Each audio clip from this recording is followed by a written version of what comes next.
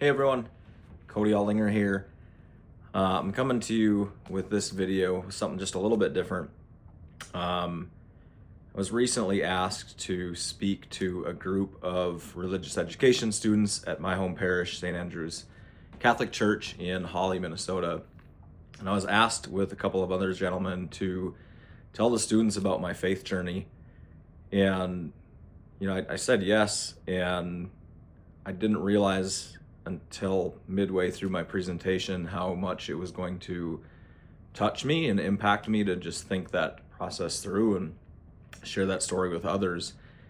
And as I was leaving after presenting that night, there was more than just religious ed students there. It was some of the adults and parents in our parish as well. And I got stopped by some other people who basically said, you're telling my life story, and it was super helpful for them to kind of hear what others are going through and help them in their faith journey as well. So I decided to record my presentation. Hopefully it's something that helps you as well. And if you have questions about it or want to talk further, I'm always open to talk to people about it. I think, like I said, it kind of impacted me more than I expected when I did that presentation there to the youth. So just kind of going back to start the story then, I'm going back to my childhood days where I actually grew up a Methodist.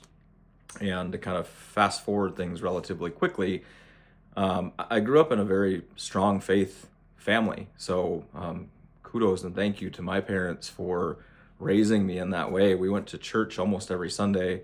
I went to Sunday school. I got confirmed at the age of about 12. And again, confirmed Methodist. And then after that, we went to youth group on Wednesday evenings in most cases. Now, youth group for me was a little bit different than what I'm seeing now as a religious education teacher myself. And the fact that for me, when I went to youth group, it was more about fun. I wasn't really going there to learn a whole lot about Jesus or my faith. It was more that I wanted to be there because we did things like walk-ins and ski trips, and a lot of friends of mine that were going every week. I wanted to see them and visit with them and have fun. So I didn't go for the right reasons at that time. So then to kind of fast forward a little bit, Shelly, my wife, and I started dating when we were both in high school. She was Catholic, and I went to church with her sometimes, and she went to church with me sometimes. So we kind of were back and forth a little between Methodist and Catholic parishes. And then I moved to Fargo to go to college at NDSU after I graduated high school, and I really had about a year or so where I didn't practice faith hardly at all, unless I was back home for the weekend or something with my family. But when I was in college, I just didn't make it a priority. It was something that was, none of my friends went to church. Nobody talked about it.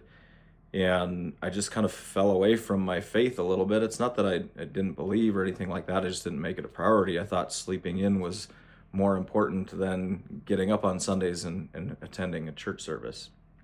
So that year was a gap for me, if you will. And a year after that, then Shelly graduated high school and moved to Fargo as well.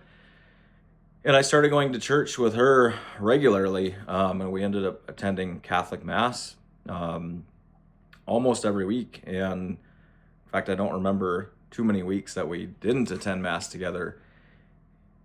And it started to dawn on me how important this was to Shelly and her faith. So I was there supporting her and wanting to, attend church with her. And I kind of wanted to grow up a little bit, right? I kind of thought it was the thing to do, that, we should probably go to church. We're, starting to transition into adulthood. But again, I wasn't really paying attention. I was going to church. It was kind of the routine, going through the motions, and, I can check the box and say that, I went to church for the week. So, it's almost like this, like I said, check the box, but I got it done for the week, right? That was kind of the mindset for me. Um, so I guess, again, fast forward a little bit. We attended college. That's kind of how college went, and we ended up getting married.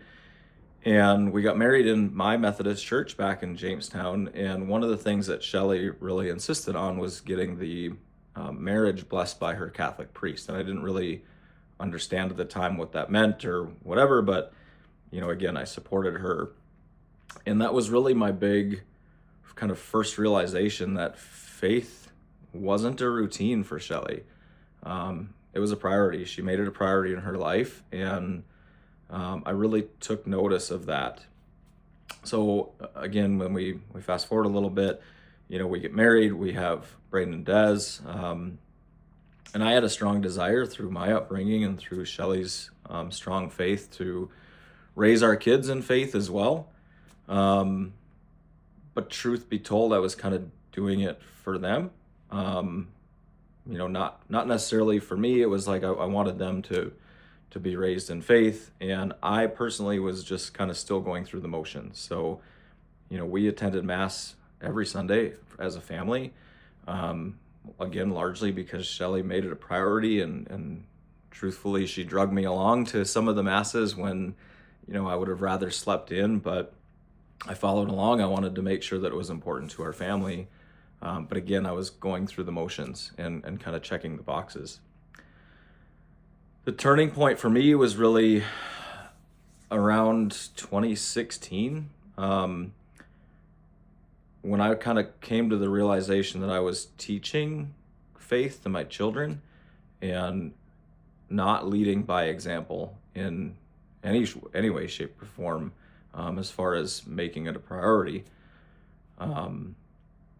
So I started kind of questioning, like, why am I at a Catholic Mass every week when I'm not Catholic myself? What's holding me back from, taking that next step in my faith journey? And a lot of it came down to a couple misunderstandings that I had, things that I had heard growing up about the Catholic faith, and some beliefs that I didn't necessarily agree with. So I really needed to learn about that. So I started kind of thinking through it and asking some questions. But for me, really the thing that kind of changed the game for me, I had a strong kind of unexpected desire to take part in communion, especially with my family. So I started thinking that, my family's going up for communion, and in the Catholic faith, I couldn't receive communion with them. And that really kind of struck home with me. And I started realizing that I hadn't had communion in probably close to 17 years or more at the time. In Methodist church, we took communion, very rarely. And it was a symbol of, remembrance more so than the true definition of what the Catholic faith is in a true communion with Jesus, right? You were there taking part with Jesus, and the body and the blood are present in that Eucharist. And I wanted to share that with my family. It was becoming present in that communion with Jesus and with my family, instead of being, kind of sitting back on the sidelines and watching them. Getting emotional again, just kind of talking about it. So I started the process of becoming Catholic at that point. I had this strong desire, but I still needed to get some questions answered. And I think the biggest thing for me with communion in particular, one of the sticking points for me with Catholic faith was, Jesus welcomes everybody and, turns nobody away. Then why can't everybody receive communion? Why do I have to be Catholic to receive communion at a Catholic church? And it's through my questions and conversations with our priest and our deacon at the time, that kind of taught me the true meaning behind it. And I kind of got over those misconceptions of what I thought was true about the Catholic faith that wasn't, in fact, or maybe I just needed to understand more, and then I was comfortable at that point, but it had to be the right time and the place for me. So I become Catholic, and then again I go and I get confirmed, and the first time that I went up to the altar and received communion, I got this overwhelming sense of calm, um, that I can't explain. It's very, very hard to explain the sense of calm and just emotion and feeling that rushed over to me that almost brought me to tears. And I'm getting emotional talking about it now, but it was kind of this thought of like, what the heck have I been missing for so long? Why did I put this off for so long when, the Eucharist was calling me and wanting me to be a part of that? And so I can't explain the feeling very well, but I finally understood at that moment, Shelley's faith and her, her strong desire to come to Mass every week and to be present with the Eucharist. And growing up when we'd go to Methodist church, it was kind of funny to me at the time. She told me a lot of times, like, we went to church and we learned and it was great, but she didn't feel like she had been to Mass, which to me, I didn't really understand. And now I do, because it's very different, for me at least, when I'm there in the presence of Jesus in the Eucharist.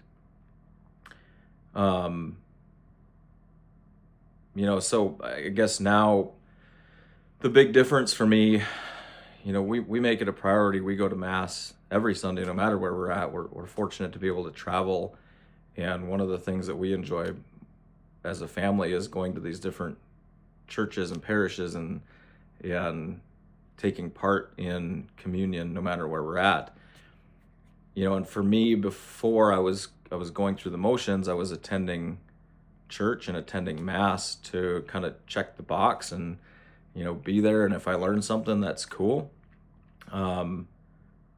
Today I'm there to be with Jesus, and yes, if I learn something that's cool, that's still cool, but no offense to our priests and our deacons with their homilies, but it's not the reason I'm there necessarily to learn. It's to be there in the presence of Jesus in the Eucharist, and that's what has really called me into my Catholic faith, and something that has, allowed me to strengthen my faith over the years. And it took time, took a lot of time. I was, 30 something years old before I came to that realization and stopped checking the boxes.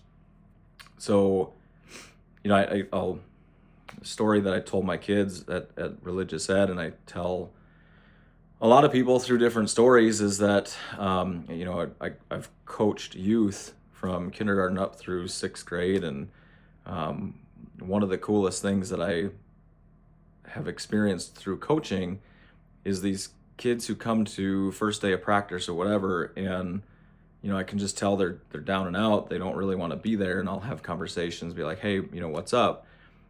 Well, I don't want to be here. My parents are making me, whatever the case is. So they just grumble and they don't want to be there, but they're there because their parents made them. And my one ask for them in every situation has been, do me one thing. Can you promise me one thing? And when they say yes, I say, I just want you to come back tomorrow. That's it. So in every case so far, when I've had those conversations with some of my younger athletes, they'll come back the next day. They promise me they'll be back, and they just keep coming back. And, next day's a little better, next day's a little better. And I've had so many stories over the years of these young athletes that, I had one who came up after the basketball season was over, and after, or during the Christmas season, I guess. And he was so excited to tell me that, the only thing that he wanted for Christmas was a basketball, because that's what he wanted to do. He fell in love with the sport. I had another athlete that, during the football season came up to me towards the end, and he said, this is so much more fun than video games, he said. And he was one of them that, didn't want to be there. So, the reason I tell that story is my message to you is to keep coming back. So I didn't know it at the time when I kept going to church and to mass with Shelly and my family. I didn't know why I was coming back. I just, I went there to check the boxes, but little did I know, Jesus was planting that mustard seed in my heart, and it had to grow. And it took a long time for me to realize why I kept coming back. So, through God's good grace and my wife Shelly's strong faith and her upbringing, and it's her desire to keep going back every week as well, and quite literally dragging me along for the ride in some cases. My faith is stronger now than it's ever been, and I have her to thank for that. And it's like I said, it's the seed has grown, and all I can do now is share my story with you and share my faith journey with as many people as I can to hopefully encourage you and others to keep coming back and see what happens. You may not know why. You may be checking the boxes, but keep coming back, and you never know what might come of it. So with that, and that's the message that I gave to the religious ed students. So my message for you today is keep coming back and see what God has in store for you. And hopefully this has been helpful to you. It's helpful for me to talk about it. It's helpful for me to share it to others. And as you can probably tell by my emotions as I talk through this here, it still touches me deeply, and it makes me wonder how I missed out on it for so long without realizing it. So hopefully you guys find this helpful. Please enjoy and share with others if you will. But otherwise, I pray you're all well. God bless you all. Thank you.